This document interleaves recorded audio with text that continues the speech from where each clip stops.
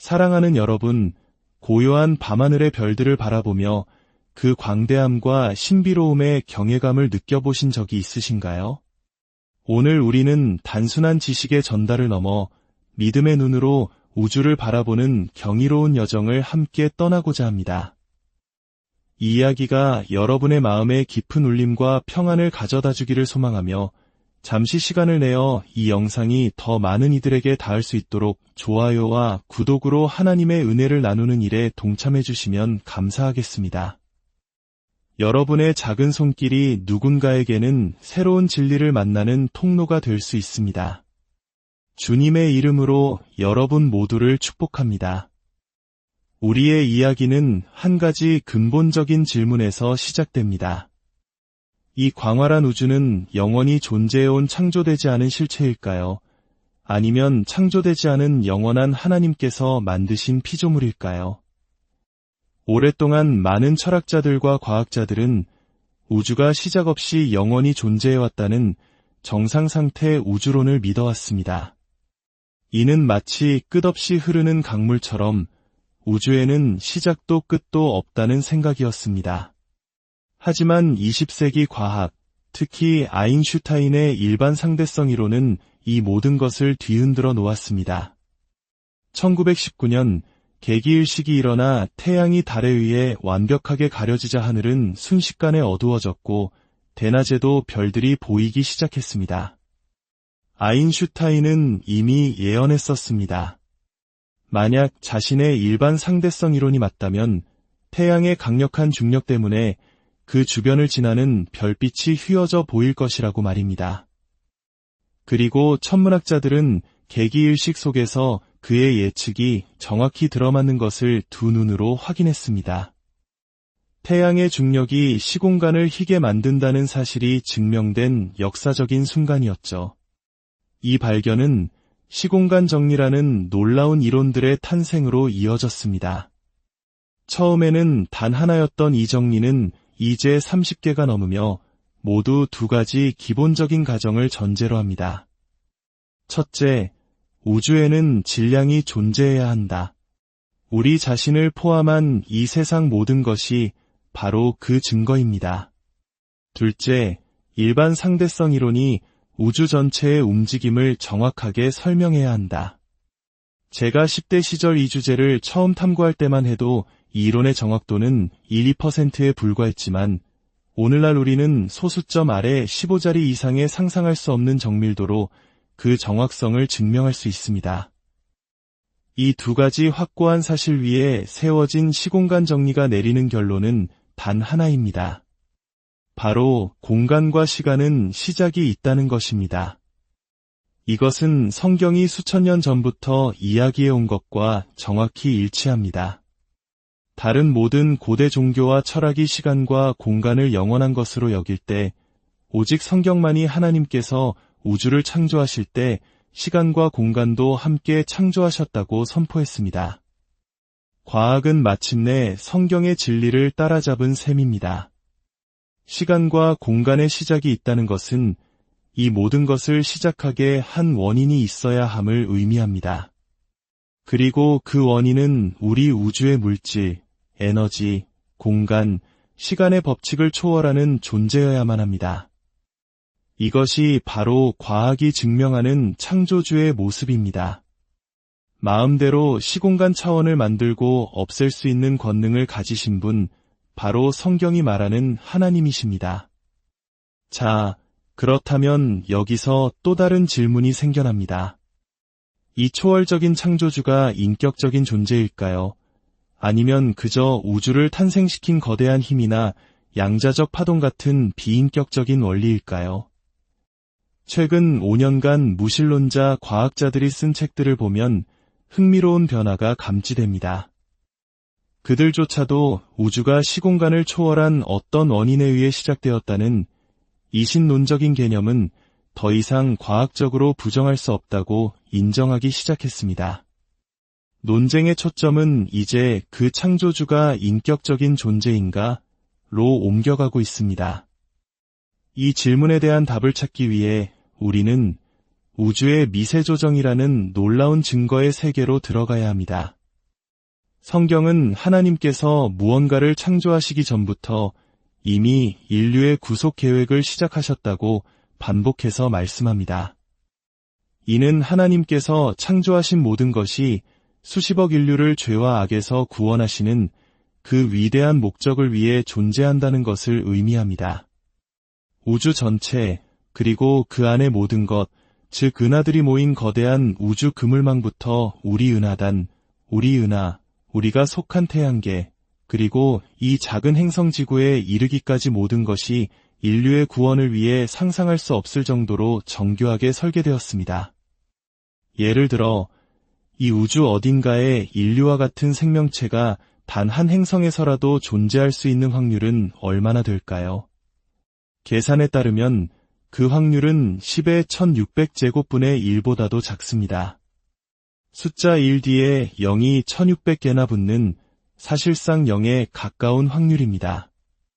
인간이 만든 가장 정교한 발명품의 설계 확률이 기껏해야 10의 26제곱분의 1 정도인 것과 비교해보면 우주를 창조하신 분은 우리 인간보다 최소 10의 1500제곱배 이상 더 지적이고 더 많은 지식을 가졌으며 더 창의적이고 더 강력하며 더 자비로운 분이라는 결론에 이르게 됩니다. 지성, 지식, 창의력, 권능, 자비, 이것들은 오직 인격적인 존재만이 가질 수 있는 속성입니다. 이처럼 압도적인 증거는 창조주가 단순한 힘이 아니라 우리를 사랑하시는 인격적인 하나님이심을 가리키고 있습니다. 어떤 이들은 이렇게 반박할지도 모릅니다. 우리가 존재하는 것은 단지 우리가 이 거대한 우주 복권에 당첨된 행운아들이기 때문이 아닐까? 그래서 이 모든 것이 우리를 위해 설계되었다고 착각하는 것뿐이다. 이것은 인류 원리라고 불리는 주장입니다. 영국의 철학자 리처드 스윈번은 아주 멋진 비유로 이 주장을 설명했습니다. 당신이 눈을 가린 채 사형 집행대 앞에 서 있다고 상상해 보십시오. 20명의 명사수가 당신을 향해 총을 겨누고 있습니다. 발사 명령이 떨어지고 20발의 총성이 울렸지만 당신은 기적적으로 살아남았습니다. 안대를 풀고 보니 모든 총알이 빗나간 것입니다. 이때 당신은 정말 운이 좋았네 라고 생각하시겠습니까? 아니면 누군가가 이 모든 것을 계획했구나 라고 생각하시겠습니까? 상식적인 결론은 후자일 것입니다. 누군가가 총알을 공포탄으로 바꿔놓았거나 20명의 사수 모두가 당신을 살리기로 마음먹지 않고서는 불가능한 일입니다. 우주가 우리를 위해 미세 조정된 확률은 20명의 사수가 동시에 빗나가는 것과는 비교도 할 수 없을 정도로 희박합니다. 이성적인 결론은 단 하나입니다. 우리를 살리고자 하시는 어떤 분, 우리를 죄와 악에서 구원하고자 하시는 어떤 분이 이 모든 것을 계획하셨다는 것입니다. 이러한 압도적인 설계의 증거 앞에서 일부 무신론자들은 다중우주라는 가설을 제시합니다. 셀 수 없이 많은 우주가 존재하고 각각의 우주는 서로 다른 물리법칙을 가지고 있으며 우리는 우연히 생명이 존재할 수 있는 조건을 갖춘 유일한 우주에 살게 되었다는 주장입니다. 하지만 무한이라는 개념에 의존하는 것은 철학적인 오류를 낳습니다. 만약 무한한 우주가 있다면 그 안에는 무한한 종류의 자작나무가 있는 무한한 지구가 있을 것입니다. 그중 한 자작나무는 완벽한 직사각형 모양의 흰 껍질을 벗겨낼 것이고 그 껍질은 우연히 흙 속의 화학물질과 반응하여 인류가 발표한 모든 과학 논문의 모든 공식, 모든 사진, 모든 문단을 완벽하게 복제한 무늬를 만들어낼 것입니다. 그렇다면 우리는 그 과학 논문들이 과학자들의 지성에서 나온 것이 아니라 다중우주가 우연히 만들어낸 것이라고 말해야 할까요? 다중우주 가설은 설계의 증거를 피하기 위해 사용되지만 결국 인간의 모든 지성과 설계마저도 무의미하게 만들어버리는 자기 모순에 빠지게 됩니다. 이 모든 지적인 탐구는 결국 저를 개인적인 신앙의 여정으로 이끌었습니다. 저는 18개월 동안 성경을 파고들며 이것이 정말 우주를 창조하신 분의 영감받은 말씀인지 확인하려 했습니다. 그 과정에서 저는 성경이 제시하는 도덕적 메시지에 깊이 매료되었습니다. 그것은 제가 다른 어떤 종교에서도 본 적 없는 믿을 수 없을 만큼 아름답고 고결한 것이었습니다. 저는 그 기준대로 살고 싶었습니다. 하지만 노력하면 할수록 저는 그 기준에 결코 미치지 못하는 제 자신을 발견할 뿐이었습니다. 바로 그때 저는 성경의 핵심 메시지를 깨달았습니다. 모든 인간은 하나님의 기준에 미치지 못한다는 것. 하나님은 우리의 양심에 그분의 법을 새겨두셨지만 우리 중 누구도 그 양심에 따라 완벽하게 살지는 못했습니다. 하나님은 도덕적 완벽함을 요구하시지만 제게는 그것이 없었습니다. 하지만 성경 66권을 읽어 내려가면서 저는 반복되는 놀라운 약속을 발견했습니다. 하나님께서 내가 할 수 없는 것을 나를 위해 해주시기를 원하신다는 것. 그분은 나의 도덕적 불완전함을 당신의 도덕적 완전함과 맞바꾸기를 원하셨습니다. 이를 위해 우주의 창조주이신 성자 하나님, 예수 그리스도께서 직접 이 땅에 오셔서 우리 앞에서 도덕적으로 완벽한 삶을 사셨습니다. 복음서에서 예수님은 그의 어머니와 형제자매들이 포함된 수많은 군중 앞에서 너희 중에 누가 나를 죄로 책망하겠느냐? 고 물으셨지만 아무도 대답하지 못했습니다. 어머니도 형제들도 속일 수 없습니다. 그들 모두가 예수님의 도덕적 완전함을 인정했습니다. 저는 확신했습니다. 이분이 바로 그분이시구나. 그리고 예수님은 모든 인류의 죄에 대한 형벌을 기꺼이 짊어지셨습니다. 내가 스스로 갚을 수 없는 것을 내가 대신 갚아주겠다. 이것은 제가 거절할 수 없는 제안이었습니다. 그분은 저보다 제 인생에 무엇이 최선인지 더 잘 아시는 분이었습니다. 그리스도인이 된다는 것은 십자가를 통해 주시는 하나님의 용서를 받아들이는 동시에 그분을 내 삶의 주인으로 모시고 그분의 인도하심을 따르는 것입니다. 그러면 하나님께서 성령님을 보내주셔서 매일 매순간 우리를 그리스도의 성품으로 변화시켜 주신다고 약속하셨습니다. 저는 그 변화의 과정을 제 삶 속에서 직접 경험했습니다. 오늘날 저의 모습은 예수 그리스도께 제 삶을 드리기 전과는 완전히 다릅니다. 이것이 바로 이 모든 것이 제 삶의 실제가 되었다는 확실한 증거입니다. 어떤 분들은 이 모든 것이 과학적이지 않은 이야기처럼 들린다고 생각할 수도 있습니다. 하지만 우리가 지금까지 살펴본 우주의 증거들은 어떻습니까? 저는 여러분께 몇 가지 놀라운 사실들을 더 나누고 싶습니다. 최근에 밝혀진 사실 중 하나는 지구의 지각을 구성하는 92개의 원소 중 망간과 철을 제외한 거의 모든 원소의 존재 비율이 우주의 다른 암석 물질들과 비교했을 때 극도로 비정상적이라는 것입니다. 예를 들어 지구 지각에는 다른 곳보다 토륨이 630배, 우라늄이 340배나 더 많습니다. 이 풍부한 방사성 원소들 덕분에 지구는 오랫동안 뜨거운 액체 철핵을 유지할 수 있었고 이 핵의 움직임이 강력한 자기장을 만들어 태양과 우주에서 오는 치명적인 방사선으로부터 우리를 보호해 주었습니다. 이 자기장이 없었다면 지구의 대기와 바다는 진작에 사라졌을 것입니다. 또한 우리에게 유용한 알루미늄은 60배, 티타늄은 90배나 더 풍부하여 비행기와 같은 현대 문명을 건설할 수 있게 했습니다. 반면에 농사의 해로운 유황은 60분의 1로 적습니다. 화성에서 농사를 지을 수 없는 이유 중 하나가 바로 너무 많은 유황 때문입니다. 더욱 놀라운 것은 필수 독성 원소라 불리는 22개의 원소들입니다. 이 원소들은 너무 많아도 우리를 죽이고 너무 적어도 우리를 죽입니다. 비소처럼 말입니다. 우리 몸의 단백질은 아주 미량의 비소를 필요로 하지만 그 양을 조금이라도 넘으면 치명적인 독이 됩니다.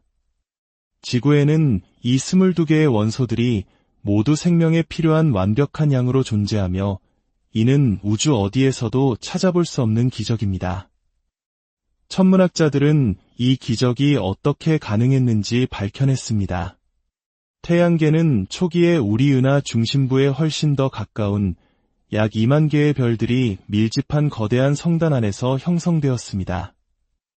그곳에서 갓 태어난 태양계는 여러 차례의 초신성 폭발과 중성자별 충돌을 겪었습니다. 이 사건들은 정확한 시간, 정확한 거리에서 일어나 지구를 파괴하지 않으면서도 생명에 필요한 원소들은 풍부하게 공급하고 해로운 원소들은 제거해 주었습니다. 이 모든 과정이 완벽하게 끝난 후 마치 누군가 조종이라도 한 듯 태양계는 거대한 별들의 중력을 이용한 세총 효과로 튕겨져 나와 은하계에서 가장 안전하고 생명이 살기에 완벽한 지금의 위치로 오게 되었습니다. 이것은 수백 가지 예시 중 하나일 뿐입니다. 우리는 놀랍도록 미세 조정된 우주, 은하, 행성계에 살고 있습니다. 우리가 공전하는 태양조차도 다른 어떤 별과도 다릅니다. 우리 은하에서 발견된 별들 중 태양은 두 번째로 안정적인 별보다도 5배나 더 안정적입니다. 만약 태양이 이토록 안정적이지 않았다면 우리는 오늘 이 자리에 존재할 수 없었을 것입니다. 과학의 모든 분야에서 우리는 이러한 경향을 봅니다. 연구하면 할수록 더 깊이 들여다볼수록 우리는 더욱 놀라운 복잡성과 정교함을 발견하게 됩니다. 다윈 시대에는 단순한 젤리 덩어리로 여겨졌던 세포가 이제는 정교한 기계들로 가득 찬 하나의 도시와 같다는 것을 우리는 알고 있습니다. 생명의 기원을 연구하는 학회에 참석할 때마다 저는 그들의 분위기가 점점 더 어두워지는 것을 느낍니다. 자연적인 과정만으로 생명이 탄생하는 것이 얼마나 불가능한지를 그들 스스로가 계속해서 발견하고 있기 때문입니다. 우리는 또한 우주에서 유일무이한 위치에 유일무이한 시간에 살고 있습니다. 우리가 있는 곳은 은하계에서 가장 어두운 곳 중 하나입니다. 덕분에 밤하늘은 충분히 어두워서 아주 먼 은하들과 우주 창조의 순간에서 온 빛을 관측할 수 있습니다. 우리가 지금보다 더 일찍 존재했다면 그 빛이 우리에게 도달할 시간이 충분하지 않았을 것입니다. 만약 더 나중에 존재했다면 우주는 너무 빨리 팽창해서 먼 우주의 모습은 영원히 볼 수 없게 되었을 것입니다. 하나님께서는 우리가 자연이라는 그분의 책을 처음부터 끝까지 읽을 수 있도록 가장 완벽한 장소와 가장 완벽한 시간에 우리를 두셨습니다. 완벽한 계기일식 또한 마찬가지입니다. 달은 지구에서 아주 조금씩 멀어지고 있지만 바로 지금 이 시대에 달의 크기는 하늘에서 보이는 태양의 크기와 정확히 일치합니다. 이 완벽한 계기일식 덕분에 우리는 아인슈타인의 이론을 증명하고 태양의 비밀을 파헤치고 우주에 대한 더 깊은 이해를 얻을 수 있었습니다. 이 모든 압도적인 증거들 앞에서 왜 모든 과학자들이 하나님을 믿지 않는 것일까요? 성경 로마서 1장은 그 답을 제시합니다. 하나님께서는 자신이 만드신 만물을 통해 당신을 분명히 드러내셨기에 아무도 핑계할 수 없다고 말입니다. 하지만 사람들은 창조물을 보고 창조주께 영광을 돌리는 대신 창조물 자체를 숭배합니다. 자연이 한 일이 정말 놀랍지 않은가? 라며 창조주가 받아야 할 찬사를 피조물에게 돌립니다. 이것은 스스로 자초한 무지입니다. 진실을 알면서도 받아들이기를 거부하는 것입니다. 왜냐하면 인격적인 창조주를 인정하는 것은 내 삶을 평가하고 심판하실 분이 있다는 것을, 내 위에 통치자가 계시다는 것을 인정해야 함을 의미하기 때문입니다. 많은 이들은 자기 삶의 주인이 되기를 원합니다. 하나님께 반역하는 그 마음이 우리로 하여금 스스로 무지 속에 머물게 하는 것입니다. 사랑하는 여러분, 진리를 향한 여정은 때로 많은 질문과 의심을 동반합니다. 그것은 당연한 과정입니다. 저 또한 수많은 질문들을 가지고 있었습니다. 포기하지 마십시오. 계속해서 질문하고, 계속해서 찾고, 계속해서 탐구하십시오. 해답을 얻어갈수록 이 길이 올바른 길임을 깨닫게 될 것입니다. 오늘 우리가 함께 나눈 이 우주의 이야기가 여러분의 마음에 작은 씨앗이 되기를 기도합니다. 과학이라는 창을 통해 우리는 하나님의 지혜와 권능, 그리고 우리를 향한 그분의 놀라운 사랑과 계획을 엿볼 수 있습니다. 광대한 우주를 만드신 그분이 바로 당신 한 사람 한 사람을 위해, 당신을 죄에서 구원하시기 위해 이 모든 것을 계획하셨다는 사실을 기억하십시오. 주님의 평안이 여러분과 함께하기를, 그리고 진리를 찾는 여러분의 모든 발걸음을 주님께서 친히 인도해 주시기